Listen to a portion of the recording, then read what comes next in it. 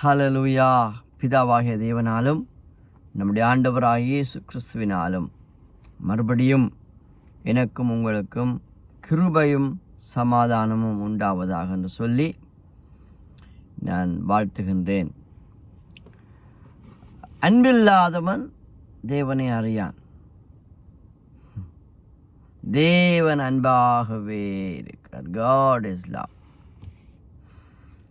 He who does not love do not know God. அன்பில்லாதவன் தேவனை அறியவே மாட்டான். Right? அன்புதான் ஒரு மெஷர்மெண்ட்ஸ். இந்த அன்பென்கின்ற டூல்ஸ் ஆண்டவர் இன்றைக்கு என்னுடைய வாழ்க்கையிலே பயன்படுத்த விரும்புகின்றார். இன்று உலகத்துக்கு தேவையானது தெய்வீக அன்பு. ஸோ தெய்வீக அன்பு என்று சொல்லும்போது அதில் நம்பர் 1 நிபந்தனை இல்லாத அன்பு, அன்கண்டிஷனல் லவ். ஸோ நிபந்தனை அற்ற அன்பு தான் தெய்வீக அன்பு. மற்ற எல்லா அன்புகளிலும் நிபந்தனை உண்டு. அதே வேளையில் தெய்வீக அன்பு என்பது மாறாத அன்பு, என்றைக்குமே மாறாது. நாசியில் சுவாசமுள்ள மனுஷங்க மாறி போவாங்க. நாசியில் சுவாசமுள்ள மனிதர்கள் மூலமாய் வருகிற உறவுகள், இவன் கணவனுடைய அன்பாக இருக்கட்டும், மனைவியினுடைய அன்பாக இருக்கட்டும், பிள்ளைகளுடைய அன்பாக இருக்கட்டும், மக்களுடைய அன்பாக இருந்தாலும் சரி, changes would take place. So எல்லா உறவுகளிலும் மாற்றம் ஏற்படும். ஆனால் ஆண்டவருடைய அன்பு அது மாறாத அன்பு, மறவாத அன்பு, மறையாத அன்பு, சுயநலமற்ற அன்பு, சுத்தமான அன்பு. ஹல்லேலூயா. ஆகவே இந்த நாளிலே எனக்கு கிடைத்த தியான வாக்கு தத்தம் தேவ அன்பை குறித்து இருக்கின்றபடினாலே அதை குறித்து மிகவும் சுருக்கமாக தியானிக்க நான் வாஞ்சிக்கின்றேன். அன்ஃபார்ச்சுனேட்லி இன்று இருக்கின்ற மக்கள்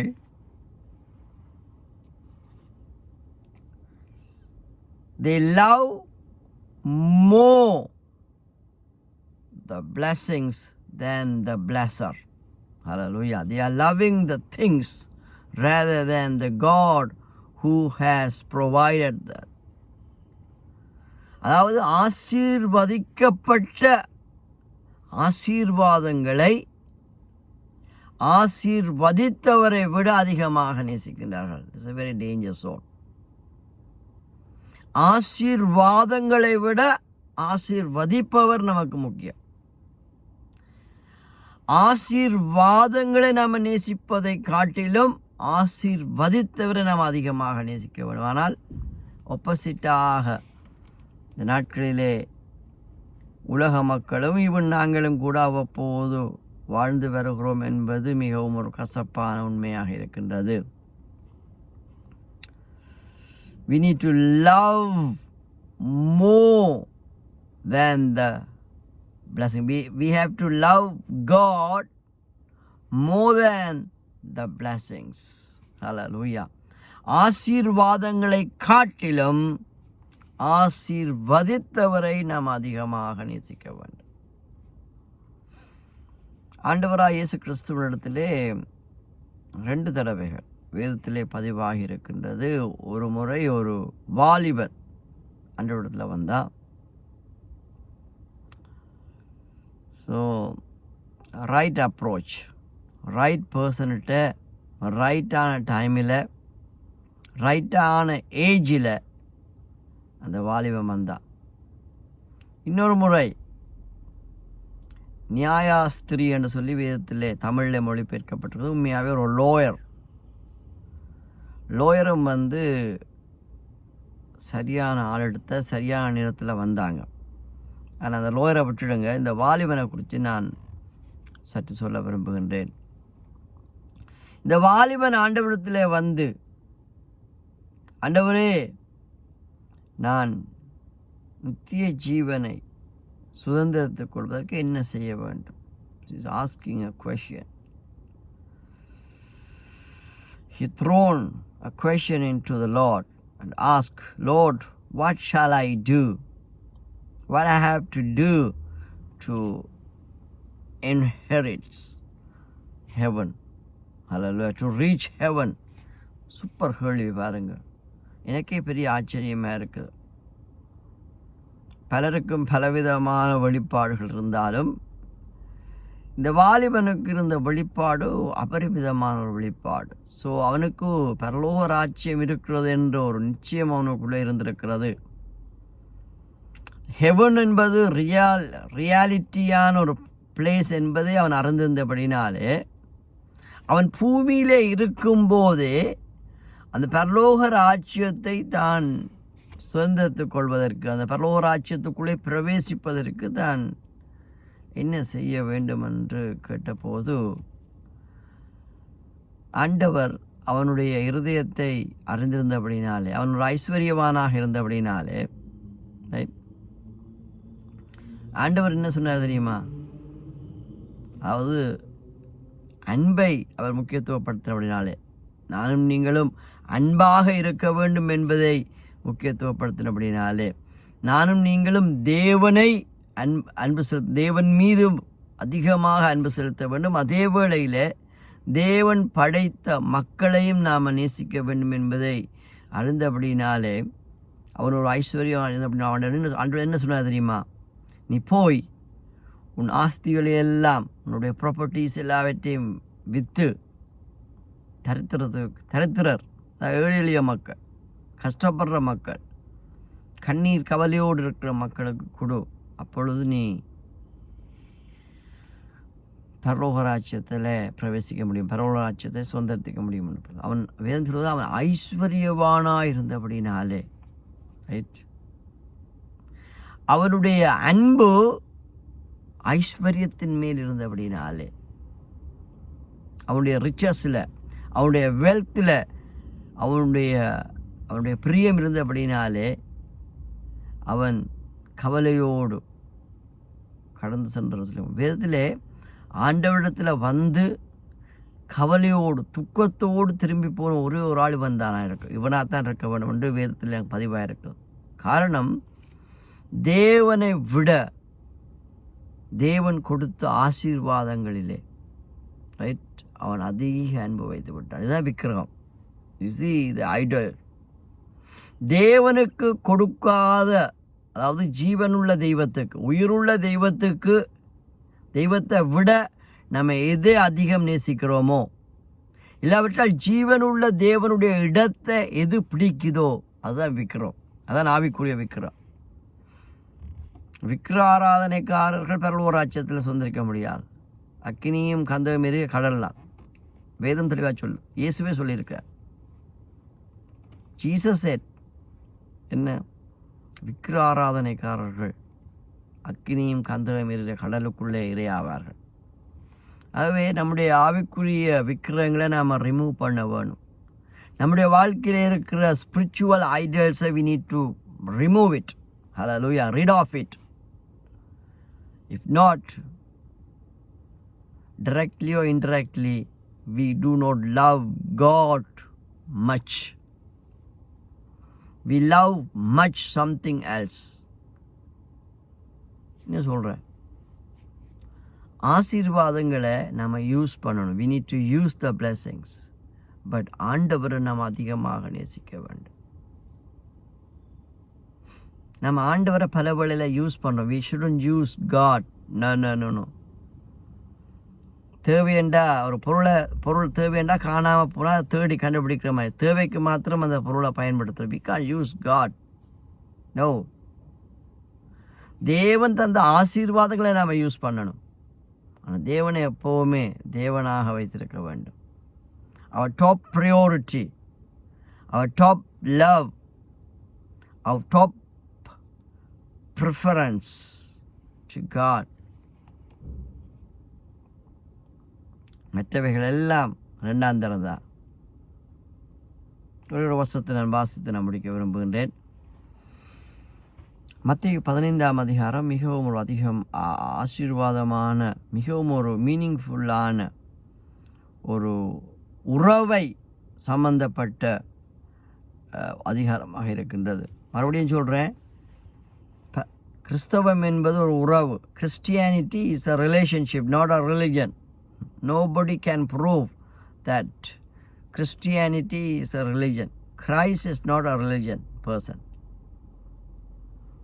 கிறிஸ்தவம் என்பது ஒரு உறவு. Christianity is a relationship between God and us. We need a relationship. We don't need the religions. In fact, religions வந்து ஒரு some distanceல some இதில் வந்து எங்களுக்கு ஹெல்ப்பாக இருக்கின்றது. பட் அது வாழ்வு அல்ல. எந்த சமயங்களோ எந்த மார்க்கமோ நமக்கு நித்திய ஜீவனை கொடுக்க முடியாது.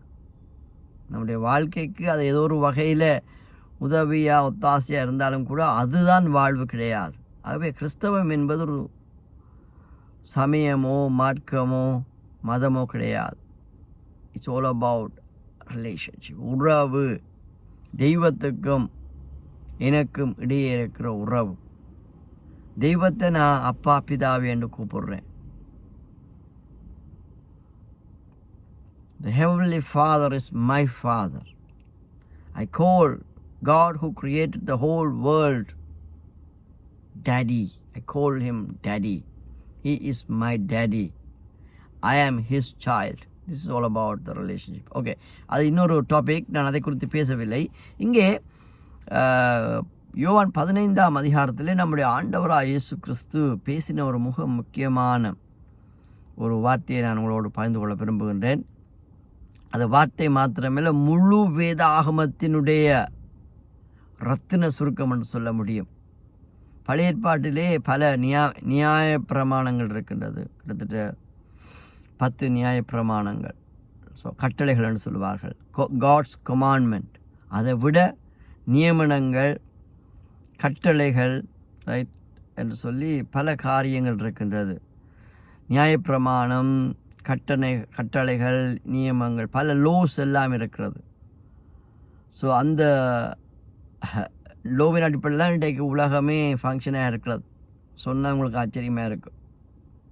வாசித்து பாருங்கள். நீங்கள் யாத்திரையாகமம், லேவியர் ஆகமத்தை நீங்கள் வாசித்து பார்த்தால், இவன் எண்ணாகமத்திலும் கூட இந்த வேர்ல்டினுடைய சிஸ்டமேட்டிக்கு வந்து நம்முடைய ஆண்டவர் கொடுத்த நியமனங்களின்படி தான், கட்டளைகளின்படி தான், சட்டத்திட்டங்களின்படி தான், ரைட், நிபந்தனையின்படி தான் ரன் பண்ணி கொண்டிருக்க இந்த வேர்ல்டு. நீங்கள் விரும்பி ஏற்றுக்கொண்டாலும் ஏற்றுக்கொள்ளாலும் அது ஏற்கனவே வேதத்திலே சொல்லப்பட்ட சட்டம்தான். ஹல்லேலூயா. ரைட், ஒரே ஒரு வசத்தை நான் சொல்லி நான் முடிக்க விரும்ப, அது இன்னொரு டாபிக். நான் முடிந்தால் இன்னொரு நாளில் டச் பண்ணுவேன். இங்கே ஆண்டவராக இயேசு கிறிஸ்து யோவான் 15ஆம் அதிகாரத்திலே இருக்கின்ற 12வது வசனத்திலே ஆண்டவர் சொல்லுகிறார், நான் உங்களில் அன்பாயிருக்கிறது போல. சீடர்களை பார்த்து ஆண்டவர் சொல்கிறார். இன்றைக்கு கிறிஸ்தவர்களாகிய என்னையும் உங்களையும் பார்த்து கர்த்தர் சொல்லுகின்றார். அன்று ஆண்டவருடைய அப்போஸ்தலர் என்று சொல்லப்படுகின்ற சீடர்களோடு பார்த்து பேசினதை போல இன்றைக்கு கர்த்தர் என்னோடும் உங்களோடு, தேவனை அறிந்த தேவ ஜனங்களோடு, தேவனுடைய பிள்ளைகளோடு, தேவனுடைய ஊழியங்களை செய்கிற தேவ ஊழியக்காரர்களோடு ஆண்டவர் இன்றைக்கு மெல்லிய சத்தமாக என்னோடு உங்களோடு பேசுகிறோம். என்ன? நான் உங்களில் அன்பாய் இருக்கிறது போல, இருந்தது போல அல்ல, இருந்து கொண்டே இருக்கிறது போல. ஆண்டவருடைய அன்பு எப்படிப்பட்ட அன்பு யோசிச்சு பாருங்க. பல வேளைகளில் நாம் தவறு செய்யும் போதும், தப்பு செய்யும் போதும், தேவனை விட்டு தூரமாய் போகும்போதும், ரைட், அடிமைத்தனத்துக்குள்ளே விழும்போது கூட அந்த அன்பு எங்களை புறக்கணிக்கவில்லை அல்லவா? புறக்கணியாத அன்பு, ரைட், unrejected love. ஹல்லேலூயா. நிராகரிக்காத அன்பு, புறக்கணியாத அன்பு, புறம்பே தள்ளாத அன்பு, ரைட், மாறாத அன்பு, மறவாத அன்பு, மறையாத அன்பு, ஹல்லேலூயா, மன்னிக்கிற அன்பு, காயம் கட்டுகிற அன்பு, கரந்தூக்கி எடுத்து விடுகிற அன்பு. அந்த அன்பு இன்றைக்கும் எங்களோடு இருக்கின்றது. நான் உங்களில் அன்பாயிருக்கிறது போல. ஆண்டவர் சொல்றாரு, நீங்களும் ஒருவரில் ஒருவர் அன்பாயிருங்க. இந்த அன்பை நாம புரிஞ்சு கொள்ளல தான் problem. The lack of understanding about God's love.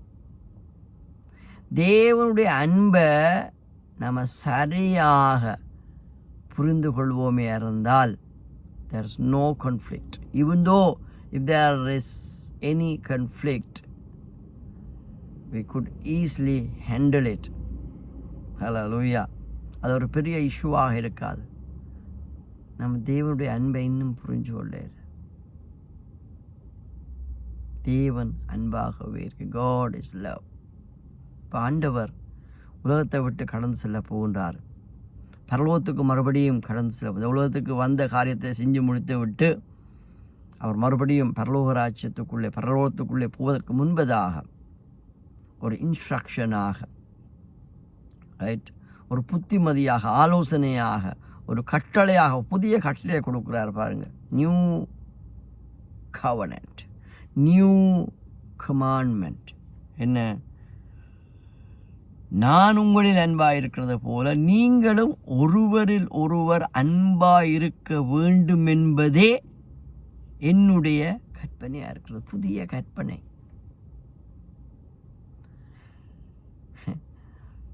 இந்த வார்த்தையோடு ஒப்பிட்டு பார்க்கும்போது இந்த ஒரு வார்த்தையே போதும் எல்லா நியாய பிரமாணங்களையும், எல்லா கட்டளைகளையும், ரைட், கற்பனைகளையும், நியமனங்களையும், சட்டத்திட்டங்களையும் நிறைவேற்றத்தக்கதான ஒரே ஒரு புதிய கற்பனையை ஆண்டவர் கொடுக்கிறார். அன்பு. இதுதான் உண்மையான இறை பக்தி. ஆங்கிலத்தில் அருமையாக எழுதப்பட்டிருக்குது, this is my commandment. Hallelujah. Jesus said, nobody can say that like this. ஒரு தெய்வம்தான் கட்டளையை கொடுக்க முடியும், ஒரு தெய்வம்தான் கற்பனைகளை கொடுக்க முடியும், ஒரு தெய்வம்தான் சட்டத்திட்டங்களை, நியமனங்களை மனித வர்க்கத்துக்கு கொடுக்க முடியும். அவர் கொடுத்த அந்த சட்டத்திட்டங்கள், நியமனங்கள், கட்டளைகள், கற்பனைகளை வச்சு தான் நாம் இங்கே லோவாக ரன் பண்ணுறோம். ரைட்? படித்தவங்களுக்கு புரியும், தப்பாக நினைக்காங்க. இங்கே இருக்கிற நீங்கள் யூனிவர்சல் லோஸ் எல்லாத்தையும் பாருங்கள். எல்லாமே இந்த வேதத்தில், பரிசுத்த வேதாந்தத்தில் சொல்லப்பட்ட சட்டத்திட்டங்கள், அதன் அடிப்படையில் தான் லோஸ் எல்லாம் உருவாக்கப்பட்டிருக்கிறது. அப்போ இங்கே ஆண்டவர் ஒரு காரியத்தை சொல்கிறார், this is my command that you love one another. That's it. You love one another. யாரை நேசிக்கணும்? நம்ம காயப்படுத்தினவர்களை நாம் நேசிக்க வேண்டும். யாரை நேசிக்க வேண்டும்? நம்மை வெறுக்கிறவர்களை நாம் நேசிக்க வேண்டும். யாரை நேசிக்க வேண்டும்? நம்மை சபிக்கிறவர்களை நேசிக்க வேண்டும். யாரை நேசிக்க வேண்டும்?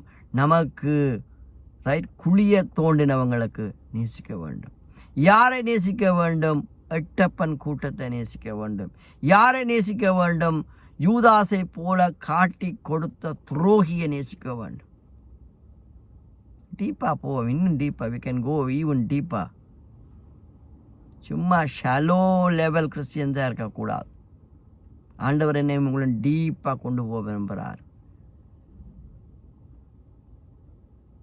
துடிக்க துடிக்க துடிக்க சித்திரவதை பண்ணி சிதைக்கப்பட காரணமாக இருந்த காட்டி கொடுத்த அந்த யூதாசையும் ஆண்டவர் கிட்ட வர்றான் காட்டி கொடுக்க. ரோம வீரர்கள் வந்திருக்காங்க, பரிசேய சபை எல்லாரும் வந்திருக்காங்க. இயேசு கிறிஸ்து தெரிந்து விட்டது, என்னை காட்டி கொடுக்க வர்றான். அப்போ கூட ஹக் பண்ணி, நண்பனே, you see the word, my friend, dear my friend, are you betraying the Son of God with a kiss? முத்தத்தினாலே என்னை காட்டி கொடுக்குறாயா நண்பனே? அப்போ கூட அவனை வறுக்கையில், ஆண்டவர் அவனை சபிக்கையில். பாருங்க, ஆண்டவருடைய அன்பு அப்படிப்பட்ட அன்பு. நமக்கு புத குழி கிண்டுறவனை கூட நம்ம அமர்த்தலாம், நம்ம நசிக்கலாம், நம்ம இல்லாமல் பண்ணலாம், நம்மை அழித்து விடலாம், நம்முடைய பேரை கெடுத்து விடலாம், நம்மை குழப்பி விடலாம், ரைட், நம்ம செய்கிற ஊழியங்களை சிதைத்து விடலாம் என்று சொல்லுகிறவர்களை கூட நம்ம அதிகமாக நேசிக்கணும். அதுதான் ஆண்டவர் சொல்கிறார். அந்த அன்பு எனக்குள்ள உங்களுக்குள்ள இருக்கா? அந்த அன்பு எனக்குள்ள உங்களுக்கு இருந்தால் சட்டங்கள் ஒன்றுமே தேவையில்லை. நாம் கொலை செய்ய மாட்டோம், விபச்சாரம் செய்ய மாட்டோம், வேசித்தனம் செய்ய மாட்டோம், பிறனுக்குரியவர்களை இச்சிக்க மாட்டோம், பொய் சொல்ல மாட்டோம், களவு செய்ய மாட்டோம், தாயையும் தகப்பனையும் கடைசி வரைக்கும் கனம் பண்ணுவோம், ஓய்வு நாளை பரிசுத்தமாக ஆசரிப்போம், தகப்பனின் தாயும் கனம் பண்ணுவோம், தேவனை தவிர வேறு யாரையும் நாம் நேசிக்க மாட்டோம். யூசி, அந்த 10 கட்டளைகளையும் ஒரே கட்டளையிலே ஆண்டவர் அடக்கிறார்.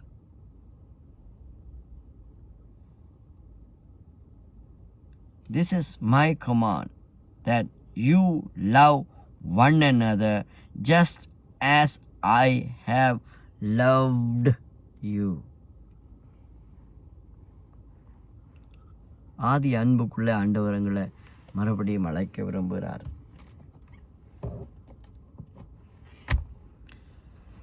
இன்று பார்த்தால் உலகத்தில் எங்கு பார்த்தாலும் revenge, the spirit of revenge,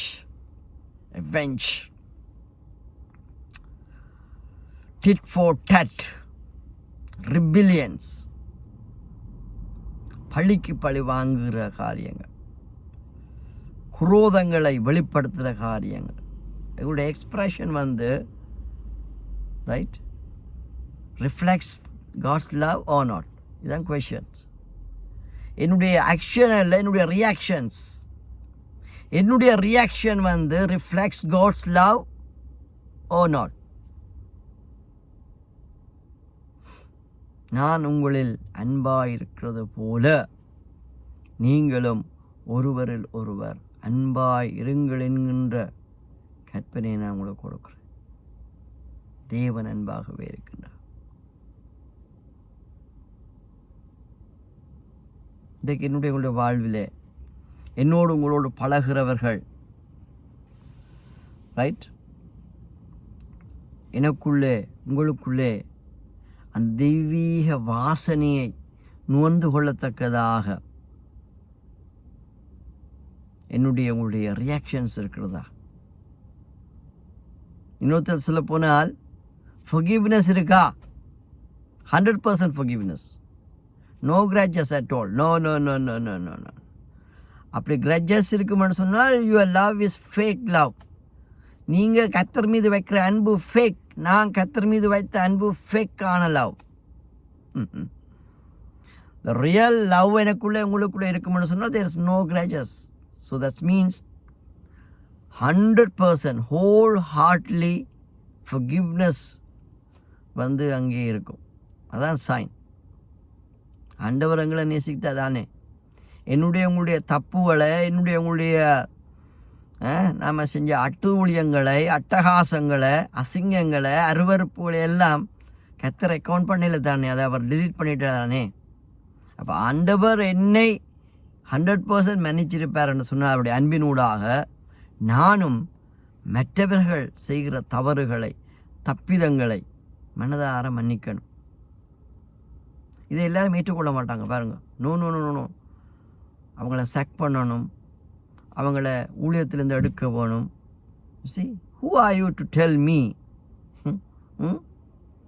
Of course we need to correct them. That's a different story. I'm not against that. But எங்களுடைய மென்டாலிட்டி ஃபயர் பண்ணுற அந்த இதில் இருக்கக்கூடாது. We need to give a chance. கர்த்தர் எத்தனை சான்ஸ் எனக்கு தர்றாரு? எத்தனை தடவை உங்களுக்கு ஆண்டவர் சான்ஸ் தந்துருக்கிறார். மன்னிச்சு மறந்து மன்னிச்சு இன்னொரு சான்ஸ், another chance. See, ஆகவே இந்த நாளிலும் கூட உள்ள நாளத்திலிருந்து மறுபடியும் பிதா குமாரன் பரிசுத்தாவின் நாமத்தினாலே என்னுடைய அன்பின் வாழ்த்துக்கள். கர்த்தருக்கு சித்தமானால் மறுபடியும் ஒரு தேவ செய்தியோடு கூட உங்களை நான் சந்திக்கும் வரைக்கும் CRMC திருச்சபை சார்பிலே என்னுடைய அன்பின் வாழ்த்துக்கள். May the Lord Jesus Christ be with you and keep you well. Amen, amen and amen. Hallelujah. Praise the Lord, praise the Lord, praise the Lord.